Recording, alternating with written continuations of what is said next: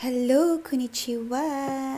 Ito guys, I cooked Japanese style beef curry rice with vegetables and rice. Napaka-easy, simple. Samahan niyo ako magluto dito sa Japan. First, mag-chop tayo ng garlic. Ayan, garlic and onions.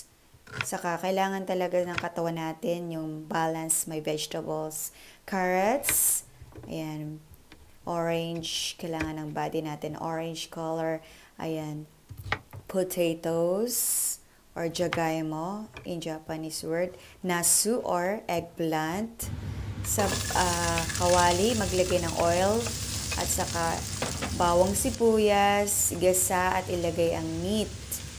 Tapos, haluin nyo lang hanggang sa mag-golden brown.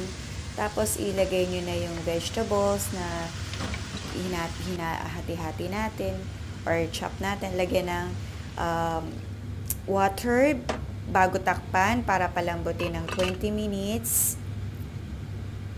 Ayan. Ito yung binili kong roux.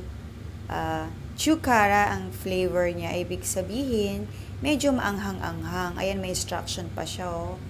Tapos, lagay nyo na yung roux, palaputin hanggang sa lumapot siya, mix hanggang sa mag-sticky or toro-toro na rumade. Ayan. Lagyan nyo ng pepper para mas may lasa, mas masarap. Tapos, i-mix nyo lang ng i-mix dahil nag-ano na siya. Ayan, ready to eat na yan. Tapos na. Ayan.